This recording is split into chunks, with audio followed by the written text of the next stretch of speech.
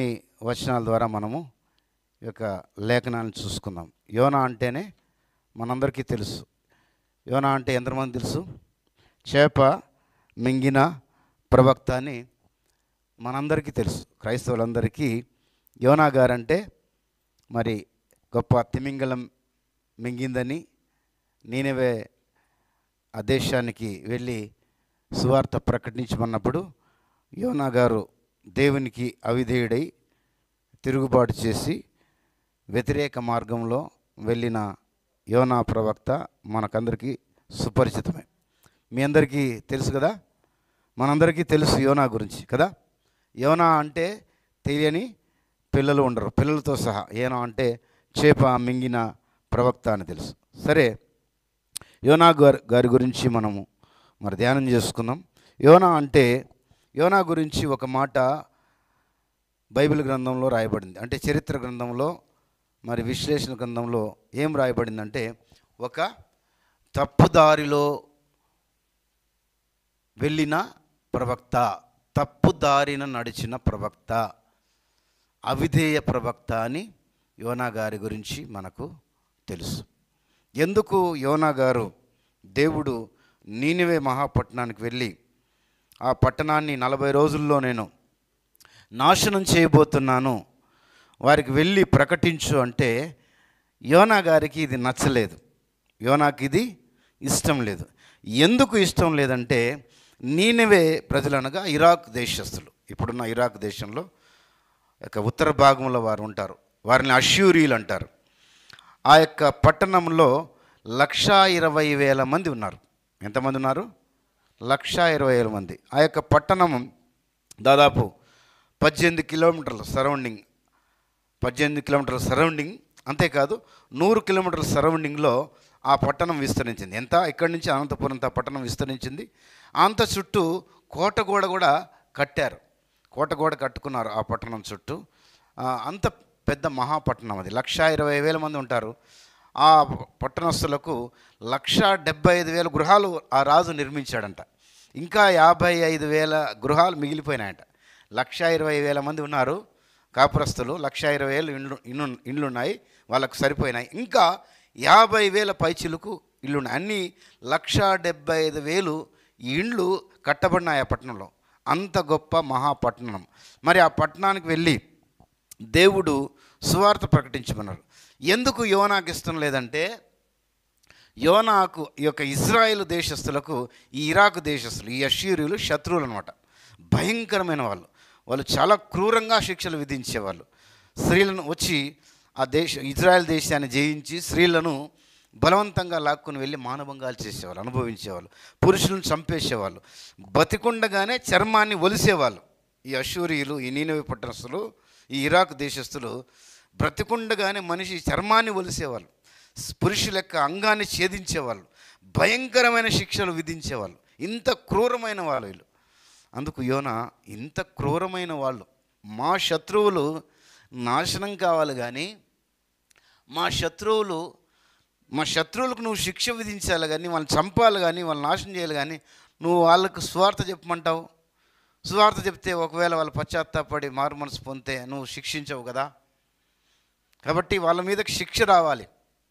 Israel కోరుకునేది ఏంటంటే, యోనా కోరుకునేది ఏమంటే, ఆ శత్రువులైన అష్షూరీయులు, ఆ ఇరాకీయులు వాళ్ళు చచ్చిపోవాలి, వాళ్ళ నాశనం కావాలి అన్నది యోనా యొక్క కోరిక.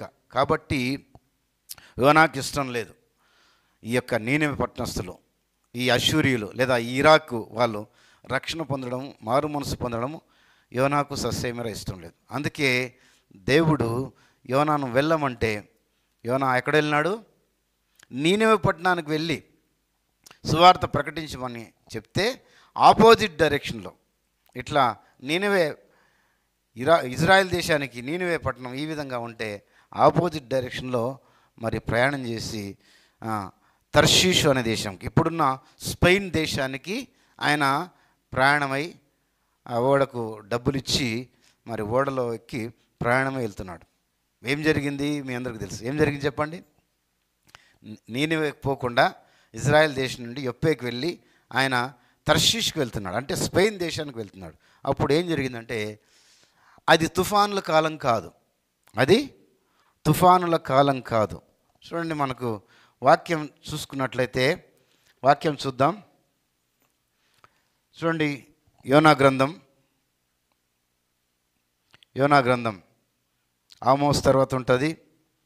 కొత్త నిబంధన నుంచి చూసుకున్నట్లయితే మలాకి ఇట్లా వెనక్కి వస్తే మీకా తర్వాత ఉంటుంది యోనా గ్రంథం. మరి ఈ బైబిల్ గ్రంథంలో అయితే ఇది 1670 పేజీ నెంబర్. ఇది స్టడీ బైబిల్ కాబట్టి మీ మామూలు బైబిల్లో మరి పేజీ నెంబర్ నాకు తెలీదు. యోనా గ్రంథం మొదటి అధ్యాయం చూసినట్లయితే దేవుని వాక్కు చూడండి. దేవుని వాక్కు అమిత్తై కుమారుడైన యోనాకు ప్రత్యక్షమై ఇలాగ సెలవిచ్చాను. ఏమంటున్నాడు?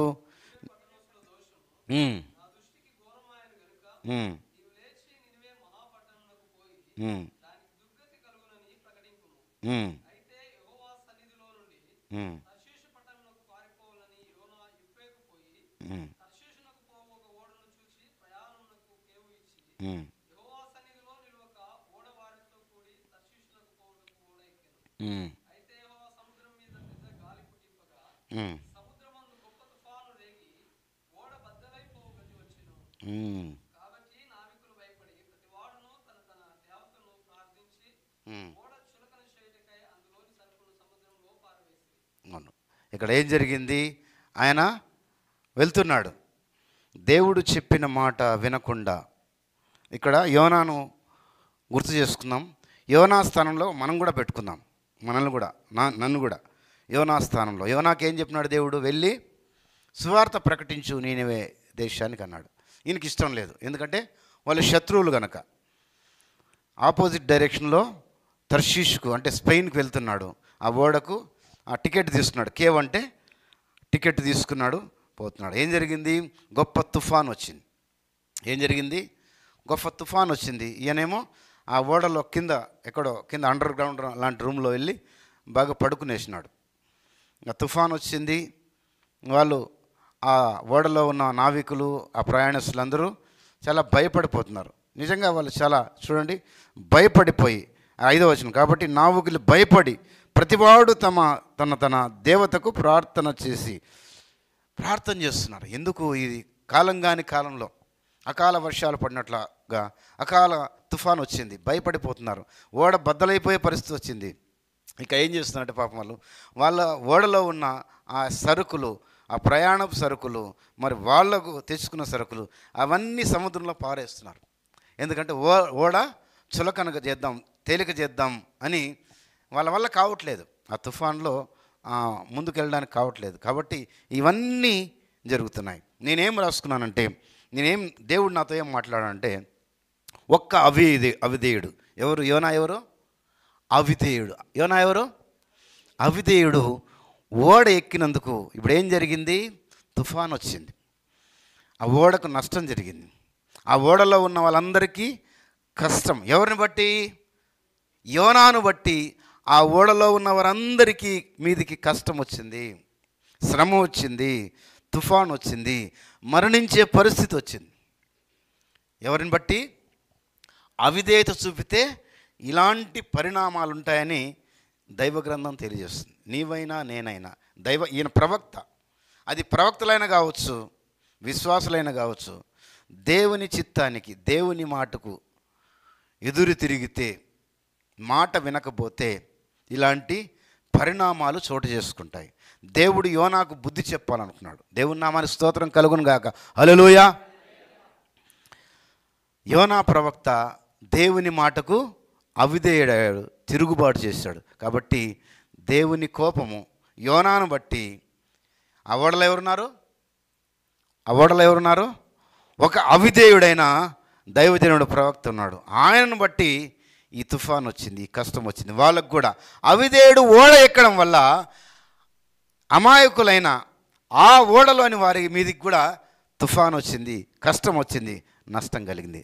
దైవజనుడైనా సరే, అది విశ్వాసులైనా సరే, దేవునికి అవిధేయత చూపడం వల్ల, దేవుడు చెప్పిన మాట వినకపోవడం వల్ల శిక్ష ఈయనతో పాటు ఆ ఓడలో ఉన్న వారి మీద కూడా వచ్చింది.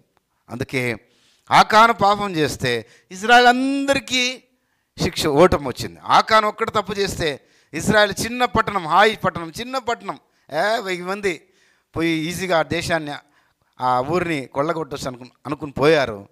కాలేదు. ఎందుకంటే ఆకాను ఒక్కడు చేసిన తప్పును బట్టి, పాపాన్ని బట్టి ఆ ఇజ్రాయెల్ అంతటి మీదకి ఓటమి వచ్చింది. అదేవిధంగా యోనా తప్పు చేయడం వల్ల ఆ ఓడలో ఉన్నవారందరి మీదకి తుఫాన్ వచ్చింది. కాబట్టి ఇక్కడ మనం నేర్చుకోవాల్సిన విషయం ఏంటంటే అవిధేయత. దేవునికి అవిధేయత ఇష్టం ఉండదు. మన పిల్లలు ఎవరైనా మన మాట వినుకుంటే మనకు కోపం వస్తుంది. మీ పిల్లలు, మీ కింద స్థాయిలో ఉన్నవారు మాట వినకపోతే కోపం వస్తుంది. అందుకే మనకు సమూయేలు గ్రంథంలో చూసినట్లయితే 1 సమూయేలు 15వ అధ్యాయంలో 22వ వచనం చూసినట్లయితే తీయనక్కర్లేదు, సౌలుకు దేవుడు ఏం చెప్పాడు? అమాలేకులందరినీ హతం చేయమన్నాడు. అమాలేకులు అది శపితమైంది, ఏది ముట్టొద్దు. ఆ పశువులు, గొర్రెలు, మేకలు, వాళ్ళ డబ్బు ఏది ముట్టొద్దు, మొత్తము కాల్చివేసి మొత్తం నాశనం చేయమని చెప్తాడు. అయితే సౌలు విన్నాడా మాట? విన్నాడా? వినలేదు. వినకపోగా బాగా కొవ్వినవి ఆ ఆవుల్ని, ఎద్దుల్ని, మేకల్ని, పొట్టేల్ని తీసుకొచ్చాడు. రాజును కూడా చంపలేదు. తీసుకుని వచ్చి సమూయేలుతో అంటున్నాడు. సమూయేలుతో ఏమన్నాడు? నేను దేవుని మాటను, యెహోవా మాటను నెరవేర్చి తిని అన్నాడు. ఏమన్నాడు? నేను దేవుని చిత్తం చేశాను, దేవుని మాట విన్నాను, దేవునికి విధేయత చూపాను అనగానే వెనక ఆ మేకలు, గొర్రెలు, ఆవులు, పశువులు, ఒంటెలు అరిచినాయి. సమూయేలు అన్నాడు, నువ్వు దేవుని చిత్తం చేస్తే, నువ్వు దేవుని మాట విన్నట్లయితే, నువ్వు దేవునికి విధేయత చూపినట్లయితే అవేంటివి? అరుపులేమి? అవి మూగజీవాలు చెప్తున్నాయి. వీటిని ఏమంటారు? ఈ పశువులను ఏమంటారు? మూగజీవాలు అంటారు. నేను దేవుని చిత్తం నెరవేర్చాను, దేవుని మాట విన్నాను అని సౌలు ఇంకా పలుకుతుండగా వెనకున్న మూగజీవాలు సౌలు దేవుని చిత్తం చేయలేదని సాక్ష్యం చెప్తున్నాయి. హల్లెలూయా! సౌలు దేవుని చిత్తం చేయలేదని మూగజీవాలు సాక్ష్యం చెప్తున్నాయి. అదేవిధంగా మరి యోనా అవిధేయత చూపినందుకు ఆ యొక్క దేవుడు తుఫాను పంపించాడు. అప్పుడు ఆ ఓడల్లో ఉన్న వారందరికీ భయం కలిగింది. దేవతలకు ప్రార్థన చేస్తున్నారు. అన్య దేవతలు, అన్య దేవతలకు, వాళ్ళ దేవుళ్లకు, దేవతలకు పూజ చేస్తున్నారు, మొక్కుతున్నారు, ప్రార్థన చేస్తున్నారు. అయితే సృష్టి మీద ఎవరికి అధికారం ఉంది? అన్యులకు కాదు, అన్యుల దేవతలకు కాదు, వేరే దేవతలకు కాదు, సృష్టి మీద అధికారం ఉన్నది. సృష్టిని ఎవరైతే సృష్టించాడో ఆ దేవునికి సృష్టి మీద అధికారం ఉంటుంది. వాళ్ళ దేవుళ్ళకు, దేవతలకు పూజ చేస్తున్నారు, ప్రార్థన చేస్తున్నారు, మొక్కుబడులు చేస్తున్నారు. సముద్రం తుఫాను అనగట్లేదు. అప్పుడు వాళ్ళకి అర్థమైంది, భయం వేసింది. ఎవరిని బట్టి ఈ తుఫాను, ఈ గొప్ప తుఫాను మా మీదకి వచ్చిందని. మరి ఓడంతా గాలిస్తుంటే ఈయన ఓడ కింద ఎక్కడున్నాడు? ఓడ కింద గదిలో బాగా నిద్రపోతున్నాడు. అప్పుడు వచ్చి ఒక ఆయన ఏమన్నాడు? మనకు తెలుసు ఏమని తిట్టాడు యోనాను? ఓయి నిద్రపోతా. ఓయి నిద్రపోతా. ఏమొచ్చింది నీకు? ఏం రోగం వచ్చింది? పోయి లేచి నీ దేవునికి ప్రార్థించు. ఇంత గొప్ప ఉపద్రవము, ఇంత గొప్ప తుఫాను వచ్చి అందరూ వాళ్ళు చచ్చిపోతుంటే, ఆ సావు బతుకుల్లో ఉంటే, భయపడుతుంటే, మేము మా దేవుళ్ళకు, దేవతలకు ప్రార్థన చేస్తుంటే సరుకులన్నీ పారేస్తున్నాము, నువ్వేమో ఎంత హ్యాపీగా నిద్రపోతున్నావు? లేచి నువ్వు ప్రార్థన చేయమని అంటున్నారు. లేచి నీ దేవునికి ప్రార్థించము, మనం చావకుండా ఆ దేవుడు మన ఎందుకు కనుకరించినేమో అనను. అంతలో ఓడవారు ఎవరిని బట్టి ఇంత కీడు మనకు సంభవించినని తెలియటకు చీటీలు వేసినారు. సరే, ఎవరిని బట్టి ఇంత గొప్ప కీడు వచ్చిందని చీట్లు వేస్తే ఆ చీటి ఎవరి మీద వచ్చింది? ఎవరిని చూపించింది? ఆ చీటి యోనా వైపు చూపించింది. అప్పుడు భయపడినారు వాళ్ళు. ఎవరయ్యా నువ్వు అంటే ఏమంటున్నాడు? అప్పుడు చూడండి, అప్పుడు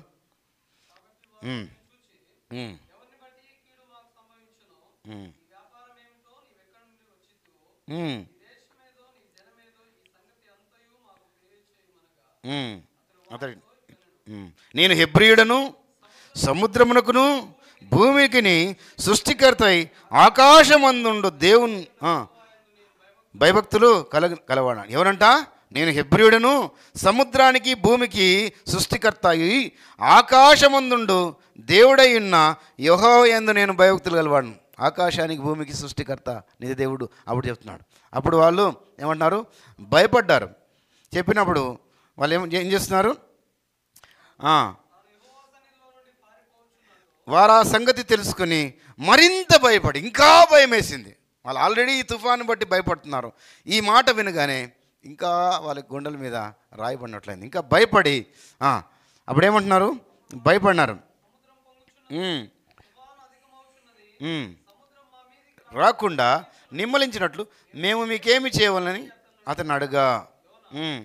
నన్ను బట్టే ఈ గొప్ప తుఫాను మీ మీదకి వచ్చినది, నాకు తెలియనది. నన్నెత్తి సముద్రంలో పడవేడి, అప్పుడు సముద్రము నీ మీదకి రాకుండా నిమ్మలించిన అతడు వారితో చెప్పినాను. వారు వాళ్ళు వినలేదు, వాళ్ళకి భయం వేసింది. ఇంత గొప్ప దేవుని యొక్క బిడ్డను, ప్రవక్తను చంపితే మాకేం జరుగుతుందో, ఏం కీడొస్తుందో. ఈయన మాట వినకపోతేనే, హల్లెలూయా, ఈయన మాట వినకపోతే ఇంత ప్రమాదం వచ్చింది, ఇంత కీడొచ్చింది. ఇంకా ఆ దేవుని ప్రవక్తని, ఆ దేవుని భక్తుణ్ణి చంపితే ఇంకా మేమేమైపోతాము అని వాళ్ళు ప్రయత్నం చేసినారు. ఎంత ప్రయత్నం చేస్తున్నారంటే ఓడను నడిపించడానికి ప్రయత్నం చేస్తున్నారు, వాళ్ళకు వల్ల కావట్లే. భయపడ్డారు, నిజంగా వాళ్ళు భయపడ్డారు. అన్యులు కొన్నిసార్లు మనకంటే అన్యులు చాలా బాగా ప్రవర్తిస్తుంటారు. కొన్నిసార్లు మనం అనుకుంటాం మనం దేవుని బిడ్డలము, మంచి వాళ్ళము, మనకన్నీ తెలుసు అని కొన్నిసార్లు అన్యులు మనం తృణీకరిస్తుంటాం. కానీ వీళ్ళు అన్యులైనా యోనాను గౌరవించారు, యోనా యొక్క దేవుని కూడా గౌరవించారు. యోనాకు అన్యులంటే, అశ్షూరులంటే సరిపోయిందా? నీనెవారు అంటే పట్టదు. యోనాకు నీనెవ ప్రజలంటే ఇష్టం లేదు. నీనెవ ప్రజలు రక్షణ పొందడం యోనాకు ఇష్టం లేదు. అందుకే వాళ్ళకు చెప్పకుండా, ఎక్కడ మారు మనసు పొందుతారో, ఎక్కడ దేవుడు సొదొమ గొమొర్రాలాగా నాశనం చేయకుండా ఎక్కడ వాళ్ళని కనికరిస్తాడో ఆయనకి ఇష్టం లేదు కనుక ఆపోజిట్ డైరెక్షన్లో పారిపోతున్నాడు. అయితే ఈ ఓడల్లో ఉన్న ప్రజలు యోనాను గౌరవించారు, యోనా దేవుని గౌరవించి యోనాను చంపడానికి ఇష్టపడలేదు. కానీ అయితే వాళ్ళు కష్టపడుతున్నారు. 1వ అధ్యాయం 13వ వచనం, వారు కష్టపడుతూ తెడ్లను బహుబలంగా వేసిరు, కానీ గాలి తమకు ఎదురై తుఫాను బలం చేత సముద్రము పొంగి ఉండు చేత వారి ప్రయత్నము వ్యర్థమాయను. కాబట్టి వారు, యెహోవా నీ చిత్త ప్రకారముగా నీవే దీన్ని చేసితివని ఈ మనిషిని బట్టి మమ్ము లయము చేయకుందువుగాక, నిర్దోషిని చంపితిరున్న నేరము మా మీద మోపకుందువుగాక అని యెహోవాకు మనవి చేసుకొని యోనాను ఎత్తి సముద్రంలో పడవేసిరి. పడవేయగానే సముద్రము నిమ్మలం అయిపోయిందట, గమ్మనం అయిపోయిందట. యోనా విసిగిపోయినాడు. యోనా చావడానికి కూడా సిద్ధపడినాడు. ఏమన్నాడు? సముద్రంలో ఎత్తిపడండి. తుఫాన్లో సముద్రంలో ఎత్తి పడిస్తే మనిషి బ్రతుకుతాడా? తను చావడానికైనా సిద్ధపడ్డాడు. అంత నిరాశలో ఉన్నాడు ఆయన, అంత విరక్తిలో ఉన్నాడు. ఒక్కొక్కసారి దేవుని చిత్తానికి వ్యతిరేకంగా చేస్తే సమాధానం ఉండదు, సంతోషం ఉండదు, నెమ్మది ఉండదు. దేవుని చిత్తానికి వ్యతిరేకంగా వెళ్తున్నాడు. ఈయనకి ఇక నెమ్మది లేక చివరికి మరణాపేక్ష గలవాడై, సరే చస్తాంలే, వేసేయండి, నన్ను బట్టే కదా వచ్చింది కాబట్టి నన్ను సముద్రంలో పడేయండి అని. నేను చచ్చినా పర్లేదు, నేను చచ్చినా ఏమనుకున్నాడు, నేను చస్తాను, చచ్చినా పర్లేదు, సముద్రంలో పడేయండి అన్నాడు. అదేవిధంగా వారు పడేశారు. అప్పుడు సముద్రము నిమ్మళించింది, నిమ్మలం అయిపోయింది. ఇప్పుడు ఏం జరిగింది మీ అందరికీ తెలుసు. యెహోవాకు చాలా మిగుల భయపడి బలి అర్పించి మొక్కుబడి. ఇక్కడ ఏం జరిగింది, వాళ్ళు దేవునికి భయపడ్డారు, ఇంకా ఎక్కువ భయపడ్డారు. అప్పుడు దేవునికి బలులు అర్పించారంట, మొక్కుబడులు చేశారంట. ఈ ఉగ్రత, ఈ శాపం మా మీదకి రాకూడదు, ఆయన చెప్పిన, నీకు దైవజనుడు చెప్పిన మాటను బట్టే వేశారు. మరి నిమ్మళించింది సముద్రము. ఇప్పుడు వాళ్ళు దేవునికి మొక్కుబడులు చెల్లిస్తున్నారు, దేవునికి భయపడుతున్నారు, దేవునికి మొక్కుబడులు చెల్లిస్తున్నారు. అయితే 17వ వచనం ఏం జరిగింది, ఒక తిమింగళం, గొప్ప మత్యం అంటే ఒక తిమింగళం వచ్చి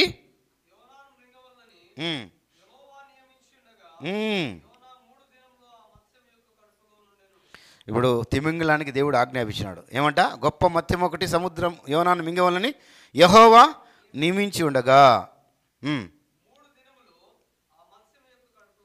రైట్, దేవుని నామన స్తోత్రం కలుగుగాక. మాట వినిందా తిమింగళము? చేప మాట వినిందా? రెడీగా ఉంది అది. దేవుడు దానికి ఆజ్ఞాపించాడు, యోనాను ఎత్తి పడేస్తారు, నువ్వు మింగాలి, 3 రోజులు నీ కడుపులో పెట్టుకోవాలి, తర్వాత యోనాను కక్కివేయాలి. దేవుడు ఆజ్ఞాపించినాడు, ఇది మాట వినింది. సృష్టిలో అన్నీ వింటాయంట, మీకు తెలుసు, నాకు తెలుసు, మనందరికి తెలుసు. సృష్టిలో దేవుని మాట అన్నీ వింటాయంట, పశువులు, పక్షులు కదా, ఈ యొక్క తిమింగళము, సృష్టి, సముద్రము, భూమి, ఆకాశం అన్నీ మాట వింటాయి. మాట వినంది ఎవరు చెప్పాలా మీరే? మాట వినంది ఎవరు? మనిషే. ఆకాశం మాట వింటుంది, ఋతువుల ప్రకారం వర్షం ఇస్తుంది, భూమి మాట వింటుంది, ఫలం ఇస్తుంది. భూమి మాట వింటుంది, ఆకాశం మాట వింటుంది, సముద్రం దేవుని మాట వింటుంది, మూగజీవాలు, పక్షులు, ఇవన్నీ సృష్టిలో ఉన్నవన్నీ మాట వింటాయి. కానీ అపరూపంగా చేసుకున్న దేవుని మనుష్యులు దేవుని మాట వినరు. మనం కూడా, మన పిల్లలు కూడా కొన్నిసార్లు మనం ఎంతో అపురూపంగా చూసుకుంటాం, గారాభంగా చూసుకుంటాం. మన పిల్లలు కూడా కొన్నిసార్లు మాట వినరు, కొన్నిసార్లు తిరుగుబాటు చేస్తుంటారు. వారిని బట్టి మనకు చాలా నొప్పి ఉంటుంది, పెయిన్ ఉంటుంది, బాధ ఉంటుంది. అదేవిధంగా యోనాను బట్టి దేవునికి చాలా బాధ కలిగింది. యోనాకు దేవుడు బుద్ధి చెప్పాలనుకున్నాడు. అయితే మత్స్యమునకు, ఆ తిమింగలానికి దేవుడు ఆజ్ఞాపించగా అది మింగింది. సరే, ఇది కొంచెం ఈ రోజుల్లో ఆలోచన చేస్తే శాస్త్రవేత్తలు మరి హేతువాదులు వాదించినట్లయితే నాకు ఒక దేవుడు ఒక తలంపిచ్చాడు. చేప మింగడం ఏంది, 3 రోజులు యోనా చేప కడుపులో ఉండవేది, పిట్టకథలు కాకపోతే ఏమంట, ఇవన్నీ పిట్టకథలు, కట్టుకథలు. చేప మింగితే జీర్ణమైపోకుండా ఉంటాడా? మనం తిన్న ఆహారం ఒక రోజుకు జీర్ణమైపోతుంది, 2వ రోజు అది బయటకు వచ్చేస్తుంది. జీర్ణం కాకుండా ఉండిపోతాడా 3 రోజులు? ఎట్లా ఉంటాడు అని చాలామంది మేధావులు, శాస్త్రవేత్తలు కొట్టిపడేస్తుంటారు. ఇదంతా అభూత కల్పన, ఇదో కట్టుకథ అని ఈ రోజుల్లో కూడా శాస్త్రవేత్తలు, హేతువాదులు ఇదంతా ఊరికే అభూత కల్పన అని కొట్టిపడేస్తుంటారు. అయితే యోనా సముద్రాడుగా అయిపోయింది. యోనా ఒక రకంగా స్పృహ తప్పినట్టు అయిపోయింది. అప్పుడు ఆ యొక్క తిమింగలం వచ్చి మింగింది. ఆ యొక్క తిమింగలం కడుపులో యోనా ఉన్నాడు. యోనాకు ఆక్సిజన్ అందింది. యోనాకు చేప బయటకు వచ్చి కొన్ని నిమిషాలకు ఒకసారి మా ఆక్సిజన్ పీల్చుకుని పోయేది లోపల కిందికి పోతుంది. దాదాపు ఒకసారి ఆక్సిజన్ పీల్చుకుంటే కొన్ని నిమిషాల వరకు అది చేప నీళ్ళలో ఉండగలదు.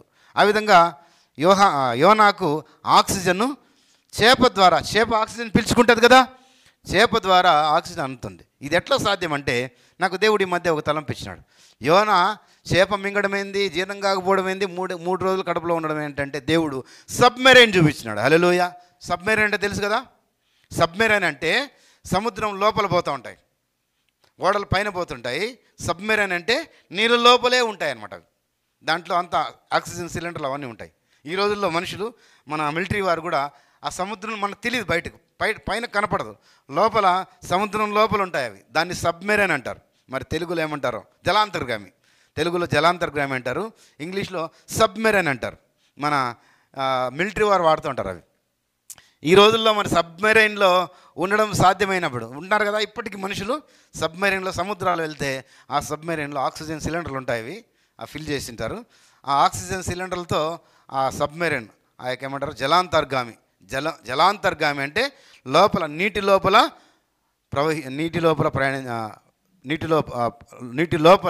ప్రయాణం చేసే ఒక వాహనము. ఈ రోజుల్లో అది సాధ్యమైంది. మరి దేవునికి సమస్తము సాధ్యమే. ఆ రోజుల్లో యోనాను దేవుడు తిమింగలము కడుపులో 3 రోజులు ఉంచాడు. దేవుని నామమునకు స్తోత్రం కలుగుగాక. హల్లెలూయా. ఇది మేధావులు కొట్టిపడడానికి వీల్లేదు. ఈ రోజుల్లో జలాంతర్గామిలో ప్రయాణం చేసినప్పుడు, సాధ్యమైనప్పుడు మరి దేవుడు ఆ రోజుల్లో యోనాను చేప కడుపులో 3 రోజులు ఉంచడం జరిగింది. సరే, ఇప్పుడు ఏం జరిగింది చూడండి. ఇప్పుడు మరి 3 రోజులు యోనా ఉన్నాడు. ఇప్పుడు యోనాకు 2వ అధ్యాయంకి వచ్చేపాటికి బుద్ధి వచ్చింది. దేవుడు యోనాకు బుద్ధి చెప్పాలనుకున్నాడు. ఎందుకంటే ఆ పట్టణస్థులు, నీనేవే పట్టణస్థులు అన్యులైన వారు మారు మనసు పొందాలి, రక్షణ పొందాలి. వాళ్ళ దగ్గరికి యోనాను తీసుకెళ్ళి సువార్త ప్రకటించాలన్నది దేవుని ఉద్దేశము, దేవుని చిత్తము. అయితే యోనాకు అది ఇష్టం లేదు. అది యోనాకు ఇష్టం లేదు కాబట్టి దేవుని మాటకు అవిధేయుడై తృణీకరించి ఆయన ఈ యొక్క తిరుగుబాటు చేసి ఆపోజిట్ వ్యతిరేక దశలో వెళ్తున్నప్పుడు దేవుడు బుద్ధి చెప్పాలని ఇలాగ చేశాడు. అయితే ఇప్పుడు బుద్ధి వచ్చింది. ఏమొచ్చింది? బుద్ధి వచ్చి ప్రార్థన చేస్తున్నాడు. 2వ అధ్యాయం చూసినట్లయితే ఆ మత్స్యం కడుపులో నుండి యోనా యెహోవాను ఇలాగ ప్రార్థించాను. ఇప్పుడు ఏం చేస్తున్నాడు? ఆయన మెలకువకు వచ్చింది. స్పృహ తప్పిపోయిన ఆయనకు యోనా ఆ తిమింగలం కడుపులో ఉన్నప్పుడు ఆక్సిజన్ పీల్చుకుంటున్నప్పుడు నిజంగా దాని కడుపులో ఎట్లుంటుందేమో, నిజంగా వాసన ఉండి ఉంటుంది కదా. చేప కడుపులో వాసన ఉండకుండా ఉంటుందా? నాకు చేప ఫ్రై అంటే ఇష్టం, కానీ చేపలు ఇంటికి తెచ్చి కడిగితే ఎంత నీసు కంపం నాకు అనిపిస్తుంది. చేపలే వద్దప్ప అనిపిస్తుంది. చేపలు కడుగుతుంటే ఆ చేపలు తెచ్చినప్పుడు ఎట్లుంటుంది? మన పల్లెల్లో చెరువు ఎండిపోయినప్పుడు చేపలు పడితే, ఊర్లో వాళ్ళందరూ చేపలు పడితే ఊరంతా చేపల కంపే. నేను చిన్నప్పుడు చూసేవాడిని. చేపల కంపు బహు భయంకరంగా ఉంటుంది. అట్లాంటి కంపులో ఉన్నాడు ఆయన. చేప కడుపులో మరి కంపు ఉంటుందేమో, చేపల ప్రేగుల్లో ఉన్నవన్నీ ఇవన్నీ ఉంటాయేమో, మరి ఎట్లా ఉన్నాడేమో. ఎట్లా అనుభవిస్తున్నాడేమో. చేప వెళ్తూ ఉంటుంది, ప్రయాణం చేస్తుంటుంది, మరి దాని కడుపులో ఎంత ఇబ్బంది పడినాడో, ఆ 3 రోజులు ఎన్ని సమస్యలు పడినాడో కదా. అదే ఊరికే ఉంటుందా చేప? అది ప్రయాణం చేసినట్లల్లా వెళ్ళాలి. మరి ఎట్లా తిరిగి ఎట్లా పడినాడో, గింగిరాలు తిరిగినాడేమో. మొత్తానికి ఇవన్నీ జరుగుతున్నాయి ఈ 3 రోజులు. చేప కడుపులో ఉండి బాధపడుతున్నాడు. ఒక రకంగా ఆక్సిజన్ అంతూ ఉంది. ఇప్పుడు ప్రార్థన చేస్తున్నాడు. ప్రార్థన చేసి ఇక్కడ నాకు ఒక విచిత్రమైన 4 పాయింట్లు దొరికినాయి. ప్రార్థనలో ఇక్కడ విశ్వాసం కనపడుతోంది. ఈయన ప్రార్థన చూడండి, మొదటి వచ్చిన ప్రార్థించను, నేను ఉపద్రవంలో ఉండి యెహోవాకు మనవి చేయగా ఆయన నాకు ప్రత్యుత్తరం ఇచ్చాను. ప్రార్థన చేస్తున్నాడు అంటున్నాడు, కానీ ఇక్కడ ఏమంటున్నాడు? నాకు దేవుడు జవాబు ఇచ్చినాడు అంటున్నాడు. హల్లెలూయా. 4 వచనాల్లో జవాబులు చూస్తున్నాం. ఇక్కడ 2వ అధ్యాయంలో చూసినట్లయితే ఆయన దేవుడికి ప్రార్థన చేస్తున్నాడంట. నేను ఉపద్రవంలో ఉండి యెహోవాకు మనవి చేయగా ఆయన నాకు జవాబిచ్చాడు, ప్రత్యుత్తరం ఇచ్చాడు అని చెప్తున్నాడు. ప్రార్థన చేస్తున్నానని చెప్తున్నాడు, కానీ ఏమంటున్నాడు? నాకు దేవుడు ప్రత్యుత్తరం ఇచ్చాడని చెప్తున్నాడు ఆయన. అంటే ప్రార్థన కాదు, ప్రార్థనకు జవాబు వచ్చింది అన్నట్లుగా ఆయన చెప్తున్నాడు. ఏమంటున్నాడు? నాకు ప్రత్యుత్తరం ఇచ్చాను. 2వదిగా పాతాళ గర్భంలో నుండి నేను కేకలు వేయగా నీవు నా ప్రార్థన అంగీకరించినావు. ఏమంటున్నాడు? నువ్వు నా ప్రార్థన విను అంటున్నాడా? ప్రార్థన అంగీకరించినావు అంటున్నాడా? దేవా నా ప్రార్థన విను, నా ప్రార్థన ఆలకించు అంటున్నాడా? నా ప్రార్థన అంగీకరించి ఉన్నావు అంటున్నాడా? దేవా నా ప్రార్థన విను అని రాయబడలేదు ఇక్కడ. నా ప్రార్థన నీవు విన్నావు, అంగీకరించావు, ఆమోద ముద్ర వేసావని 2వది చెప్తున్నాడు. మొదటిగా నాకు ఉత్తరం ఇచ్చావు. ఏమంటున్నాడు? యెహోవా ఆయన నాకు ప్రత్యుత్తరం ఇచ్చాను అంటున్నాడు. 2వదిగా నీవు నా ప్రార్థన విన్నావు, అంగీకరించావు అని 2వదిగా అంటున్నాడు. ఒక విచిత్రం ఇది, ఒక విశ్వాసం ఇది. మామూలుగా ఇది ప్రార్థన అనాలా? ప్రార్థనకు జవాబు అనాలా? ప్రార్థన అంటే ఏమి, జవాబు అంటే ఏమి? ప్రార్థన అంటే అడగడం, జవాబు వచ్చిన తర్వాత ఏం చెప్తాము? విన్నాడు దేవుడు, దేవునికి స్తోత్రం అంటాం. ప్రార్థన చేస్తాము, చేసిన తర్వాత జవాబు వస్తే ఏం చేస్తాము? దేవుడు నా ప్రార్థన విన్నాడు, దేవునికి స్తోత్రం అంటాం. కానీ ఇక్కడ ఏమంటున్నాడంటే నాకు దేవుడు ప్రత్యుత్తరం ఇచ్చాను. 2 నీవు నా ప్రార్థన అంగీకరించినావు అంటాడు. 3వ వచనము నీవు నన్ను అగాధమైన సముద్ర గర్భంలో పడవేసి ఉన్నావు, ప్రవాహములు నన్ను చుట్టుకొని ఉన్నవి, నీ తరంగములు నీ కరులను నన్ను కప్పి ఉన్నవి, నీ సన్నిధిలో నుండి నేను వెలివేయబడినను, నీ పరిశుద్ధాలయం తట్టు మరలా చూసేదనుకుంటుని, ప్రాణాంతము వచ్చినంతగా జలములు నన్ను చుట్టుకొని ఉన్నవి, సముద్రాగాధము నన్ను ఆవరించి ఉన్నది, సముద్రపు నాచు నా తలకు చుట్టుకొని ఉన్నది, నేను మరన్నటికి ఎక్కి రాకుండా భూమి గడియలు వేయబడి ఉన్నవి, పర్వతములు పునాదుల్లోనికి నేను దిగి ఉన్నాను. నా దేవా యెహోవా నీవు నా ప్రాణము కూపంలో నుండి పైకి రప్పించి ఉన్నావు. అయిపోయింది నా పని అనుకున్నా. పర్వతముల పునాదుల కిందికి అంటే ఇంకా భూమి కిందే కదా సముద్రం ఉండేది, ఎన్నో వేల అడుగుల కిందకు ఉంటుంది. ఈయన ఇవన్నీ చెప్తున్నాడు. సముద్రపు నాసు చుట్టుకుంది, నేను ఇంకా పైకి రాను, ఇంకా నేను బ్రతకను అనుకున్నాడు. ఏమనుకున్నాడు? నిరీక్షణ లేదు. ఇక నేను బ్రతకనేమో అనుకున్నాడు ఆయన. ఇక నేను అయిపోయింది నా కథ అనుకున్నాడు. హల్లెలూయా. ఇక నా కథ అయిపోయింది, ఇంక నేను చచ్చిపోతాను, నా జీవితం ఇక అంతమైపోయింది, నా జీవితం ఇక క్లోజ్ అనుకున్నాడు. హల్లెలూయా. ఏమనుకున్నాడు? నా జీవితం ఇంకా అయిపోయింది, ముగిసిపోయింది.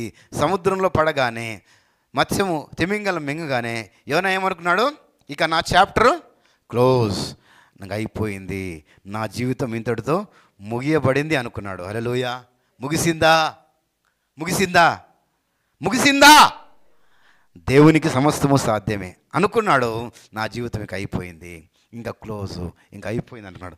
దేవుడు లేదు యోనా, దేవునికి సమస్తము, నీ జీవితం నువ్వు అనుకున్నట్లుగా ముగియలేదు, ఇంకా ఉంది నీ చాప్టర్, ఇంకా ఉంది, ఇంకా నువ్వు చేయాల్సింది ఉంది, ఇంకా నువ్వు బతకాల్సి ఉంది, ఇంకా నువ్వు చెప్పాల్సింది ఉంది, ఇంకా నువ్వు చేయాల్సి ఉంది అని దేవుడు చెప్తున్నాడు. మన జీవితాల్లో కూడా అంతే. మనం కూడా కొన్నిసార్లు ఇక అయిపోయింది నా కథ. ఇక్కడ యోనాను చూసుకున్నట్లయితే మనం కూడా అనుకుంటాం కొన్నిసార్లు మనకు వచ్చిన కష్టాలు, మనకు వచ్చిన శ్రమలు, మనకు చచ్చిపోయే పరిస్థితులు, ఇలాంటి పరిస్థితి వచ్చినప్పుడు ఏమనుకుంటున్నామంటే ఇంకా నిరీక్షణ లేనప్పుడు ఇంకా అయిపోయింది నా కథ, దేవుడు కూడా కాపాడలేడేమో, దేవుడు కూడా రక్షించలేడేమో, ఇక అయిపోయింది, ఇక నా జీవితం అయిపోయింది అనుకున్నాడు యోనా. కానీ దేవుడు నీ జీవితం ముగియలేదు యోనా అని దేవుడు అన్నాడు. హల్లెలూయా. అయిపోయింది అనుకున్నాడు, కానీ అయిపోలేదు. ఇక కొత్త యోనాను నేను చూస్తాను, ఇక కొత్త విధేయుడైన యోనాను నేను చూస్తానని దేవుడికి తెలుసు.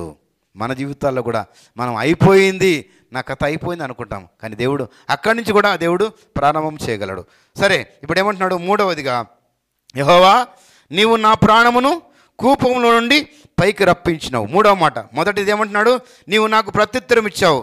రెండవ వచనంలో, రెండవ వచనం చివరిలో నీవు నా ప్రార్థన అంగీకరించినావు అన్నాడు. ఆరవ వచనం చివరిలో, నా దేవా యెహోవా నీవు నా ప్రాణమును కూపములో నుండి పైకి రక్షించావు. ఏడవ వచనంలో, భూమిలో నుండి నా ప్రాణము నాలో మూర్ఛిల్లుగా నీ పరిశుద్ధాలయంలోనికి నీ యొద్దకు నా మనవి వచ్చింది. ఎక్కడొచ్చిందంట?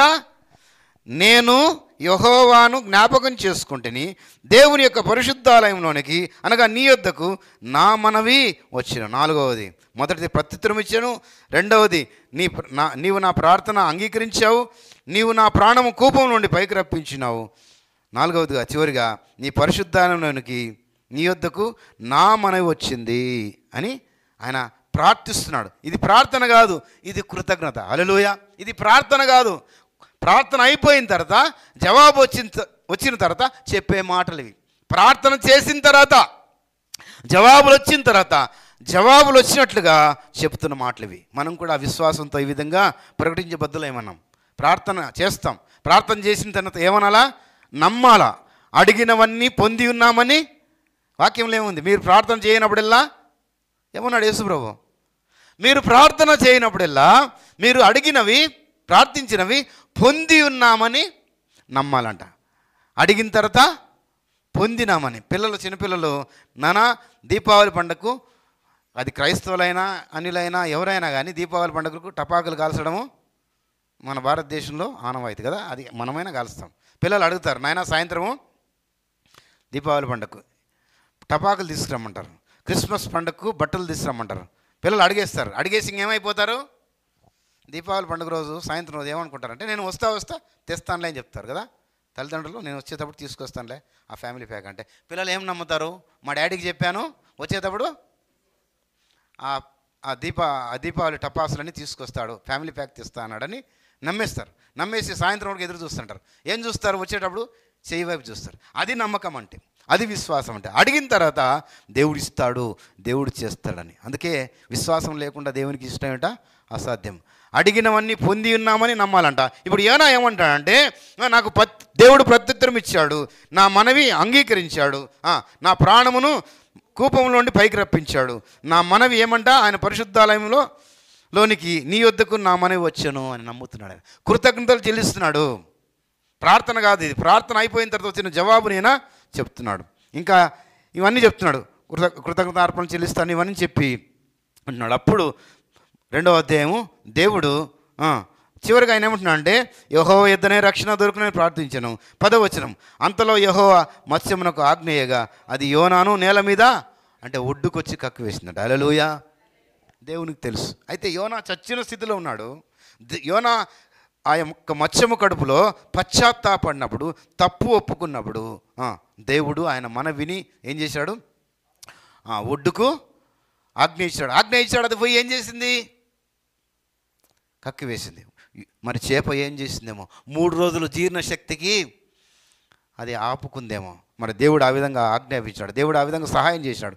3 రోజులు యోనా దాని కడుపులో జీర్ణం కాకుండా అదే విధంగా ఉండిపోయినాడు. ఆయన ఒక సబ్మెరైన్లో మనుషులు ఎట్లా ఉంటారో అట్లా ఉండిపోయినాడు. 3వ రోజు అది కక్కి వేసింది. యేసుప్రభువు వారు ఈ అవిధేయ ప్రవక్త గురించి యేసుప్రభువు వారు చెప్పినాడు.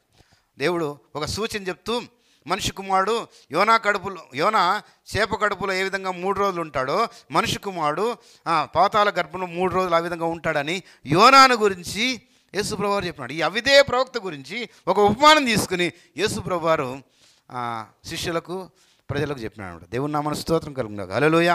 సరే, ఇప్పుడు జరిగింది. వచ్చినాడు మళ్ళీ నీనెవె పట్టణానికి, అనగా ఆ యొక్క అష్షూరు దేశానికి వెళ్ళినాడు.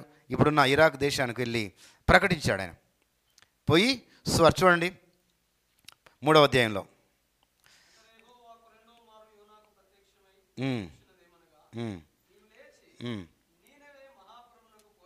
నేను నీకు తెలియజేయ సమాచారం దానికి ప్రకటన చేయము. కాబట్టి యోనా లేచి యెహోవా సెలవిచ్చిన ఆజ్ఞ ప్రకారం నీనెవే పట్టణం. ఇప్పుడు రెండవసారి హల్లెలూయా బుద్ధి వచ్చింది.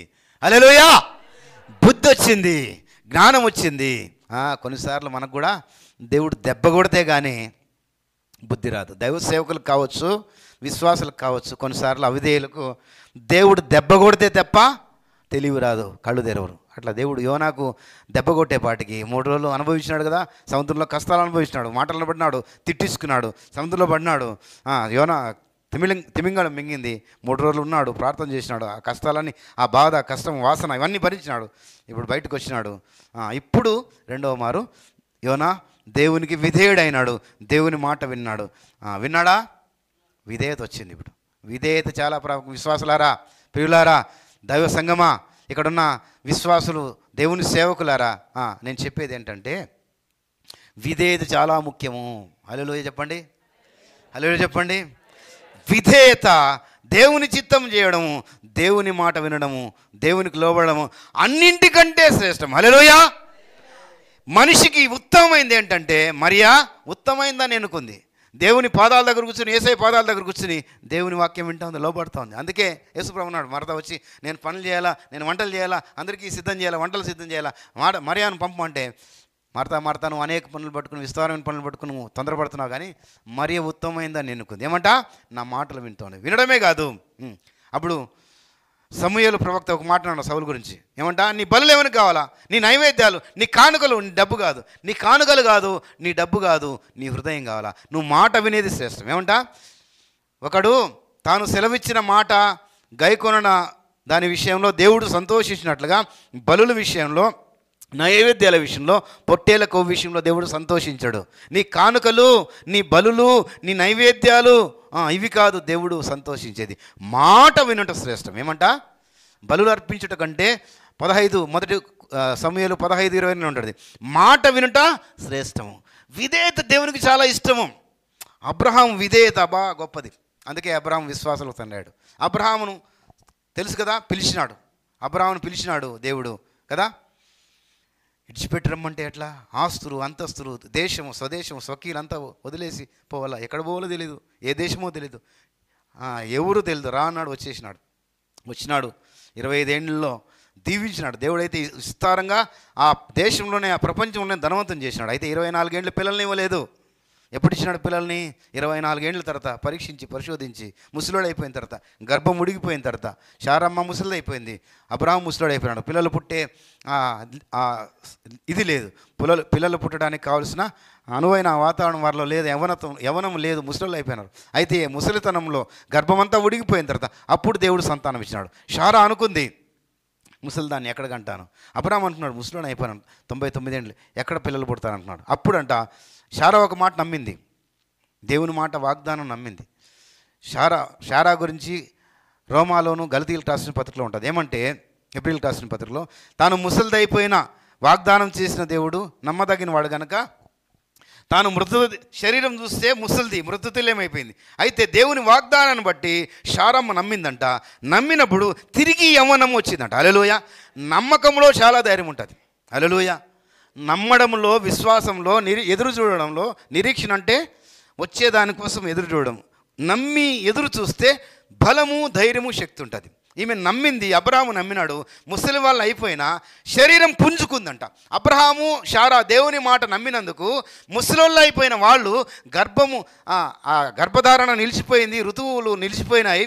అయినా దేవుని మాట నమ్మడం వల్ల వాళ్ళ యొక్క శరీరంలో శక్తి పుంజుకుందంట. అప్పుడు వాళ్ళు 99 ఏట ఆమె గర్భాన్ని ధరించి కుమారుని కలిగిన తర్వాత, పెద్దోడైన తర్వాత, కొంచెం వయసు 13 ఏళ్ళు వయసు వచ్చిన తర్వాత, 13-17 ఏళ్ళు వయసు మధ్యలో ఉన్నప్పుడు 22వ అధ్యాయంలో దేవుడు అంటారు, అబ్రహామా అని పిలుస్తాడు. పిలిచినాడా? ఆదికాండం 22వ అధ్యాయంలో అబ్రహామా అని పిలిస్తే అబ్రహాం ఏమన్నాడు తెలుసా? చిత్తము నా ప్రభువా, చిత్తము నా ఏలినవాడు అంటాడు. 22వ అధ్యాయంలో మొదటి వచనంలో ఏముంటుందంటే చిత్తము ప్రభువా అని ఉంటుంది. పాత నిబంధన కాలంలో చిత్తం ప్రభువా అంటే ఏం తెలుసా? హల్లెలూయా. చిత్తం అంటే ఏం తెలుసా? చిత్తం ప్రభువా అంటే నేను రెడీగా ఉన్నాను చేయడానికి, నువ్వు చెప్పింది చేయడానికి నేను సిద్ధంగా ఉన్నాను, ఆజ్ఞ ఇమ్ము ప్రభువా అని. చిత్తం అంటే ఇంత అర్థం ఉంటుంది దానిలో. చిత్తం ప్రభువా అంటే నీ దాసుడు ఆలకిస్తున్నాడు, ఆజ్ఞ ఇమ్ము, శిరసా వహిస్తా, నెరవేరుస్తా, నేను చేస్తా, నువ్వు చెప్పింది, నీ నోట్లోంచి మాట బయటకు రాలే కానీ నేను చేస్తా అని. పాత సినిమాలు చూసినట్లయితే, మనం పాత సినిమాల్లో రాజుల సినిమాలు చూసినట్లయితే, రాజు ఇట్లా అని చప్పట్లు కొడతానే బట్టలు పారొస్తారు. ఎవరక్కడ అని 2 చప్పట్లు కొడతానే బట్టలు పారొచ్చి వాళ్ళ దగ్గర ఏదో బల్లి ఉంటుంది, ఇట్లా అంటారు. ఇట్లా చూసినారు కదా పాత సినిమాలో. ఎవరక్కడ అని 2 చప్పట్లు కొట్టి చిటకలేగానే ఆ యొక్క రక్షక భటులు వచ్చి, సైనికులు వచ్చి చిత్తం అంటారు. ఆజ్ఞ అంటేనే వాళ్ళు పాటిస్తూ ఉంటారు. వాడిని బంధించు అంటే అంత రెడీగా ఉండాలి. అది చిత్తం అంటే. చిత్తము నా ప్రభువా అని 22వ అధ్యాయం 1వ వచనంలో అబ్రహాం అంటాడు, ఆజ్ఞ ఇవ్వు ప్రభువా, నీ దాసుడు ఆలకిస్తున్నాడు, రెడీగా ఉన్నాను చేయడానికి. అంటే అబ్రహామా, నీ ఒక్కగానొక్క కుమారుడిని, నువ్వు ప్రేమించు కుమారుడిని పోయి నేను చూపించే దేశానికి, మోరియా దేశం పర్వతం పోయి బలి అర్పించన్నాడు. రెడీ అయిపోయినాడు. చాలా కష్టం ఇది. కుమారుడు పోతే మనకు రోగం వస్తేనే తట్టుకోము. మన బిడ్డలకు రోగం వస్తే, మన బిడ్డలకు వ్యాధి వస్తే, జ్వరం వస్తే తగ్గకపోతే ఎంత బాధపడతాము. ఏం ప్రభువా, నా బిడ్డ బాధపడిపోతుంది, అయ్యో ప్రభువా నా బిడ్డ ఈ వ్యాధితో బాధపడుతుంది, నేను తట్టుకోలేను అంటాం. అట్లాంటిది కుమారుని నరకాల, బలి ఇవ్వాలా. చిత్తం ప్రభు అన్నాడు, వెళ్ళినాడు. ఇంకా రాత్రి దేవుడు మాట్లాడాడు. ఎప్పుడు మాట్లాడాడు? తెల్లవారు ఇంకా చీకటిగా ఉండగానే అన్ని సిద్ధం చేస్తున్నాడు. కట్టెలు, నిప్పు అన్ని సిద్ధం చేస్తున్నాడు. పని వాళ్ళు గాడిదలను సిద్ధం చేసి ఆయనే కట్టెలు చీల్చినాడు, తీసుకుని వెళ్తున్నాడు. ఆ పర్వతానికి వెళ్ళినాడు. చక్కగా కట్టినాడంట. ఎట్లా కట్టినాడు? బలిపీఠం చాలా చక్కగా కట్టినాడంట. ఎట్లా కట్టినాడు మహానుభావుడు! ఎంత క్రమశిక్షణగా చక్కగా, ఏది ఇష్టానుసారంగా, ఏది ఇష్టం లేకుండా, అయిష్టంగా కాదు, ఇష్టముతో చక్కగా, భయముతో, భక్తితో, వినయంతో, విధేయతతో ఆ బలిపీఠం కట్టి పేర్చి అప్పుడు ఇస్సాకు అంతా ఎక్స్ప్లెయిన్ చేసినాడు. నాయన అంతా ఉంది, మరి బలికి గొర్రె పొట్టు లేదంటే అడిగితే దేవుడు చూసుకుంటాడని చెప్పినాడు. అయితే లాస్ట్కు వివరించినాడు, నువ్వే నాయన దేవుడు అడిగిన బలి అంటే. ఇస్సాకును పండుకోబెట్టినాడు, కట్టేసినాడు, బంధించినాడు, కత్తి ఎత్తినాడు. 27వ అధ్యాయంలో 11వ వచనంలో ఉంటుంది కదా, కత్తి ఎత్తినాడు. ఇంకా కత్తి ఎత్తినప్పుడు 22వ అధ్యాయం 1వ వచనంలో ఏమన్నాడంటే, దేవుడు అబ్రహమా అని పిలువగా చిత్తం ప్రభు అన్నాడు. ఇప్పుడు కత్తి ఎత్తినాడు ఇంకా నరకడానికి. అప్పుడు అబ్రహమా అని పిలిస్తే చిత్తం ప్రభు అన్నాడు. హల్లెలూయా. చిత్తం అంటే ఏమి? నీ దాసుడు ఆలకిస్తున్నాడు, ఆజ్ఞేవు చేస్తాను, మాట తప్పకుండా, తూచా తప్పకుండా, ఎదిరించకుండా, ఎదురు ప్రశ్న వేయకుండా నేను పాటిస్తానని. ఈ మధ్యనే ఐఎం మిషనరీగా ఆయన వచ్చాడు మా మధ్యకి. ఆయన కొడుకు 2వ సంవత్సరం బీటెక్ చదువుతున్నప్పుడు చనిపోయినాడంట. మంచి విశ్వాసం అంట, మంచి సేవ చేశాడంట. సేవ ఇంకా బీటెక్ 2వ సంవత్సరం చదువుతుండగా చనిపోయాడంట. ఆయన అన్నాడంట, దేవుని ప్రశ్నించొద్దు అని మనసు చెప్పిందంట. ఎందుకు ప్రభువా అని కూడా అడగొద్దు, వైలాడ్ అని అడగొద్దు. ఎందుకంటే ఎందుకు ప్రభువా, ఎందుకు ఇది జరిగించావు అని ప్రశ్నిస్తే దేవుని అధికారం ధిక్కరించినట్లే. ప్రశ్నించడం అంటే దేవుని సార్వభౌమ అధికారాన్ని ప్రశ్నించట్లే అని. ఆయన ఏమనలేదంట, thank you Lord, thank you Jesus. ఒక కొడుకు ఉన్నాడు, 2 కొడుకులు, కూతురునిచ్చావు, సువార్త చేశాడు, శ్రీకాకుళం అంతా మంచి పరిచయం చేశాడు. బీటెక్ 2nd ఇయర్కి సువార్త అంతా చేసేసాడు. ఆఫ్రికాలో మిషనరీగా వెళ్ళాలనుకున్నాడు, మరి నువ్వు తీసుకున్నావు, నీ చిత్తం ప్రభు అని శిరసా వహించాడంట. ఇప్పుడు అబ్రహాము కత్తెత్తినాడు. అబ్రహామా అని పిలిస్తే చిత్తము నా ప్రభు అంటే ఆ చిన్నవాడిని ఏం చేయొద్దన్నాడు. అది దేవుని మాట వినడం అంటే.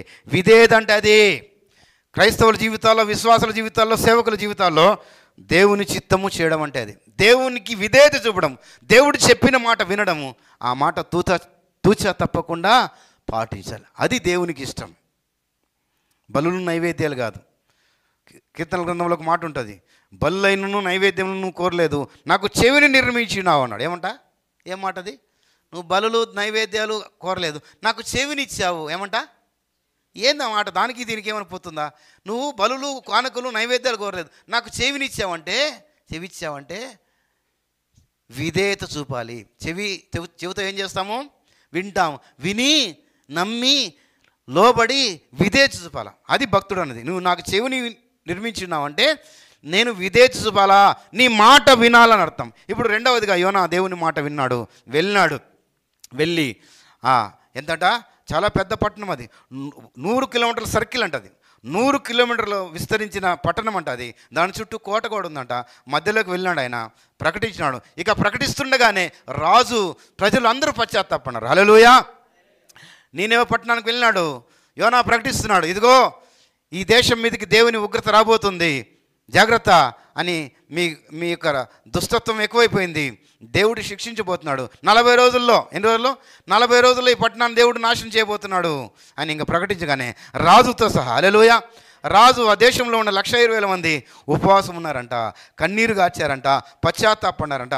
పశువులు కూడా ఉపవాసం ఉన్నాయంట. పశువులు కూడా మేత నీళ్ళు పెట్టలేంట. 3 రోజులు ఉపవాసం ఉండి వాళ్ళు పశ్చాత్తాపడినప్పుడు ఏం జరిగింది చూడండి. 5వ వచనం. నీనెవ పట్టణం వారు దేవుని యందు విశ్వాసం ఉంచి ఉపవాసము చాటించి గనులేమి అలుపులేమి అందరూ గోనె పట్టు కట్టుకుంటారు. ఆ సంగతి నీనెవ రాజునకు వినపడినప్పుడు అతడును తన సింహాసనం మీద నుండి దిగి తమ రాజవస్త్రం తీసివేసి గోనె పట్టు కట్టుకొని బూడిదలో కూర్చుండెను. ఇది జరగ్గా ఏమంట, ఇంకా దేవుడు చూడండి ఏం చేసినాడు. 10వ వచనం. ఈ నీనెవ వారు తమ చెడుతనంలో మానుకొనగా వారు చేయుచున్న క్రియలను దేవుడు చూచి పశ్చాత్తాపుడై వారికి చేయుదనని తాను చెప్పు మాట ఇచ్చిన కీడును మానివేసినాడు. హల్లెలూయా. దేవుడు ఈ నీనెవ పట్టణస్థులు పశ్చాత్తాపడినందుకు దేవుడు ఆ శిక్ష చేయాలనుకున్న శిక్ష దేవుడు వెనక్కి తీసుకున్నాడు. అయితే యోనా ఏమనుకున్నాడంటే 40 రోజుల్లో ఈ పట్టణం నాశనం అయిపోతుంది కదా అని ఆ పట్టణానికి దూరంగా కొండ మీద పోయి ఒక ఏమంటారు పందిరి మాదిరి ఒక ఏదో కట్టెలతో వేసుకుని పందిరి మాదిరి వేసుకుని చూస్తున్నాడు. 40 రోజులకి ఈ ఊరు నాశనం అయిపోతుంది కదా అని మనం అట్లే కోరుకుంటున్నాం కదా. మనం బాధ పెట్టేవాళ్ళని యేసుప్రభువు వారు శత్రువును ప్రేమించమన్నాడు. కానీ యోనా ఏం చేస్తున్నాడంటే ప్రకటించినాడు. కానీ ఈ ఊరు రక్షణ పడుతుందా, నాశనం అయిపోతుందా, వీళ్ళు మారుతారా, ఈ దుర్మార్గులు మారుతారా, ఉగ్రత వస్తుందేమో 40 రోజులు చెప్పినాడు కదా. 40 రోజులు వెయిట్ చేస్తున్నాడు. వెయిట్ చేస్తుంటే పందిరి వేసుకున్నాడు. ఆ పందిరి మీదకి దేవుడు పెద్ద పెద్ద ఆకులుండే సొర చెట్టు మొలిపించినాడు. ఒకే రోజులో దేవుడు యోనాకు బాగా నీడు రావాలని ఎండాకాలం అది సొర చెట్టు మొలిపించి ఆ పందిరి మీద అల్లుకుంటే బాగా చల్లగా ఏసీ మాదిరి అయిపోయినాడు. భలే ఖుషి అయిపోయినాడట. భలే సొంత దేవాల స్తోత్రం అన్నమాట. ఒకరోజు బాగుంది. 2వ రోజు దేవుడు పురుగును పంపిస్తే ఆ పురుగు తొలిచేస్తే 2వ రోజుకి ఆ చెట్టు ఎండిపోయిందట. 2వ రోజు వేడిగాలి వడగాలి వస్తే కోపం వచ్చేసిందట యోనాకు భలే కోపం వచ్చిందట. దేవుడు అడిగినాడు, ఎందుకు నీకు కోపం వచ్చిందంటే ఎంతో బాగుండే పచ్చగా ఉండే చెట్టు నాకెంత ఒక రోజులో మొలిచి బాగా ఏసీలాగా పనిచేసింది, 2వ రోజు ఎండిపోయింది, నాకు కోపం వచ్చిందంటే అప్పుడు దేవుడు అన్నాడు, నువ్వు కష్టపడలే, నువ్వు నాటలే, నువ్వు పెంచలే, నేను ఆ చెట్టును సొర చెట్టును మొలిపించాను, అది నీకు నీడ ఇచ్చింది, ఏసీలాగా మార్చింది, బాగా అనుభవించావు, సంతోషించినావు. నువ్వు దాన్ని పుట్టించలేదు, దాన్ని ఏమి చేయలే, నేను ఇస్తే అనుభవించావు. కానీ నేను సృష్టించిన జనులు, ప్రపంచంలో ఉన్న ఏ మనిషి అయినా నేను సృష్టించిన వాళ్ళే. ఆ జనులు అన్యులైనా వాళ్ళు నశించిపోవడం నాకు ఇష్టం లేదు. వాళ్ళు నేను సృష్టించిన వాళ్ళు చచ్చిపోతే నశించిపోతే నాకు బాధ ఉండదా? నువ్వు పుట్టించని చెట్టు ఎండిపోతేనే నువ్వు ఇంత బాధపడుతున్నావే, నేను సృష్టించిన జనం చనిపోతే నాకు బాధ ఉండదా అని దేవుడు ఆ విధంగా యోనాకు బుద్ధి చెప్పడం జరిగింది. దేవుడు నామమునకు స్తోత్రం కలుగుగాక. హల్లెలూయా. ఈ విధంగా నీనెవె పట్టణం యొక్క గతి మారిపోయింది. అయితే తర్వాత కాలంలో 140 సంవత్సరాల తర్వాత ఈ నీనెవె పట్టణం నాశనం అయిపోయింది. దేవుడు నామమునకు స్తోత్రం కలుగుగాక. యోనా నుంచి ఏం నేర్చుకోవచ్చు మనము? యోనా ఒక అవిధేయుడు. మొట్టమొదటిగా ఎవరు? ఒక అవిధేయుడు. ఆయన అవిధేయత చూపినందుకు ఆయనను బట్టి తర్షీషుకు ప్రయాణమవుతున్న ఆ ఓడ మీదకి ప్రమాదం వచ్చింది, తుఫాన్ వచ్చింది. ఆ ఓడలో వాళ్ళందరికీ నష్టం కలిగింది, కష్టం కలిగింది. వాళ్ళ ఆ సరుకులన్నీ సముద్రంలో పడవేసే పరిస్థితి వచ్చింది. చివరికి ఈయన కూడా సముద్రంలో ఎత్తిపడేశారు. అయితే నేను అంటాను ఒక అవిధేయుడైన యోనా ఓడ ఎక్కినందుకు ఆ ఓడలో ఉన్న వారందరికీ కష్టం నష్టం కలిగింది. అయితే ఇదే పౌలు 27వ అధ్యాయంలో అపొస్తలుల కార్యం 20వ అధ్యాయంలో ఆయన్ని అరెస్ట్ చేసి రోమాకు తీసుకెళ్తూ ఉంటారు. అప్పుడు కూడా తుఫాన్ వస్తుంది. పౌలు చెప్పిన మాట వినకుండా వాళ్ళ జ్ఞానంతో వెళ్ళారు. తుఫాన్ వస్తుంది, చచ్చిపోయే పరిస్థితి వస్తుంది. 14 రోజులు 19 రోజులు వాళ్ళు అన్నం మానేస్తారు. ఇంకా చచ్చిపోతాం, ఇంకా బతుకం ఎక్కడున్నామో తెలీదు అన్ని రోజులు దాదాపు 2-3 వారాలు సముద్రంలో పగలు రాత్రి సముద్రంలో ఉండిపోయారు. వాళ్ళు చచ్చిపోతున్నారు అనుకున్నప్పుడు పౌలు ఏమన్నాడంటే, మీరు ఎవ్వరు రారు, 276 మంది బతుకుతారు. పౌలు ఏమంటాడంటే, నేను ఎవని వాడనో, ఎవని సేవించుచున్నాను, నేనెవరో తెలుసా? ఇదే యోనా చెప్పినట్లు, ఆకాశము భూమి సృష్టించిన దేవుని వాడని నేను ఎవడి వాడనో, ఎవరి సన్నిధిని నేను నిలబడినానో ఆ దేవుని నామంలో చెప్తున్నాను, మీకేం కాదు, 276 మంది బ్రతుకుతారు, నా మాట వినండి, అన్నం తిని బలపడండి. కాబట్టి పౌలు విధేయతను బట్టి ఆ 276 మందిని రక్షించుకున్నాడు. కాబట్టి అవిధేయుడు ఓడ ఎక్కితే ఓడలో ఉన్న వారికి నష్టం కలిగింది. అయితే 2వ మారు యోనా తప్పు తెలుసుకున్నాడు, ప్రార్థన చేసినాడు. 4 విషయాలు మనం గమనించాం. ఏమని? నాకు పత్రం ఇచ్చావు, నా మనవి ఆలకించావు, నీ యొద్దకు నా మనవి వచ్చింది, నన్ను విడిపించావు అని 4 వచనాలు, కృతజ్ఞత వచనాలు యోనా చెప్పడం జరిగింది. తిరిగి 2వ మారు యోనా విధేయుడయ్యాడు, దేవుని మాట విన్నాడు. వెళ్ళి సువార్త ప్రకటించాడు, ఆ పట్టణము రక్షించబడింది. మనం కూడా దేవునికి విధేయులైనాం. మనకు ఇరుగు పొరుగు వాళ్ళు, మన శత్రువులైనా యేసుప్రభువు ఏం చెప్పినాడు? శత్రువులని ఏమన్నాడు? శత్రువులను ద్వేషించమన్నాడా, ప్రేమించమన్నాడా? ప్రేమిస్తే సువార్త ప్రకటిస్తాం, ప్రేమిస్తే దేవుని ప్రేమను చూపిస్తాం, ప్రకటిస్తాం. వాళ్ళు కూడా మారడానికి అవకాశం ఉంటుంది. ఈ రోజుల్లో భారతదేశంలో అనిల్ మారేది చాలా కష్టమైపోయింది. సువార్త కష్టమైపోయింది, అనిల్ మారేది కష్టమైపోయింది. ఎందుకంటే మనలో ఏం లేదు? ప్రేమ లేదు, మనలో విధేయత లేదు. అందుకే యోనాలాగా ఈరోజు మనం విధేయత చూపుదాం, పశ్చాత్తాపడదాం, దేవుని ప్రేమను ప్రకటిస్తాం. దేవుడి మాటలు దీవించును గాక. ప్రార్థన చేసుకుందాం, పళ్ళ నుంచి ప్రార్థన చేసుకుందాం. పరిశుద్ధుల ప్రేమ గల తండ్రి, దయగల కృపగల జీవం గల తండ్రి, యోనాను బట్టి నీకు వందనాలు, స్తోత్రాలు నాయనా. యోనా ఒక అవిధేయ ప్రవక్తని నేర్చుకున్నాం. యోనా ఒక్కసారి అవిధేయ చూపాడు, రెండవ మారు విధేయ చూపాడు. కానీ మా జీవితాల్లో మేము ఎన్నిసార్లు మీకు అవిధేయ చూపాము? యోనా ఒక్కసారి అవిధేయుడారు ప్రభా, అందుకే మీరు బుద్ధి చెప్పారు. రెండవ మారు విధేయుడారు. కానీ నేను నా జీవితంలో ఎన్నిసార్లు బుద్ధి వచ్చినప్పుడు ఎన్నిసార్లు అవిధేయ చూపాము, ఎన్నిసార్లు నీ చిత్తాన్ని అతిక్రమించాము, నీ చిత్తం చేయకుండా నిన్ను బాధపెట్టాము, ఎన్నిసార్లు అవిధేయ చూపాము. మమ్మల్ని అందరిని బట్టి క్షమించండి, ఈ సంఘాన్ని బట్టి క్షమించండి, ఈ సంఘాన్ని దీవించి ఆశ్రయించండి. ఈ సంఘానికి శుభం పలుకుతున్నాం. ఇక్కడ చేరి వచ్చిన నాయన విశ్వాసులు, దైవ సేవకులు, దైవజనులు నాతో మాతో సహా అందరికీ వినయము దయచేయండి, దయచేయండి, లోబడే హృదయం దయచేయండి ప్రభా. నీ చిత్తము చేయడానికి సహాయం చేయండి. యేసయ్యా, మీరు దేవుడు అయ్యిండు కూడా నేను నా ఇష్టం నెరవేర్చుకోవడానికి రాలేదు, ఆయన చిత్తం చేయడానికి నేను వచ్చాను అన్నావు ప్రభా. నీ చిత్తం చేయడం నాకు ఆహారం అన్నావు ప్రభా. కుమారుడైండు కూడా మీరు పొందిన శ్రమల వల్ల విధేయత నేర్చుకున్నారు. మాకు అలాంటి విధేయత, నీ చిత్తం చేసే మనసు దయచేయమని, ఈ సంఘాన్ని దీవించి ఆశ్రయించమని బిడ్డలందరినీ మీ చేతులకు అప్పగిస్తూ, ఈ ప్రార్థన సన్నిధికి అప్పగిస్తూ, దీవించి శుభాన్ని పలుకుతూ యేసు నామములో ప్రార్థించి పొంది ఉన్నాం పరమ తండ్రి. Amen, amen. థ్యాంక్ యూ నాకు అవకాశం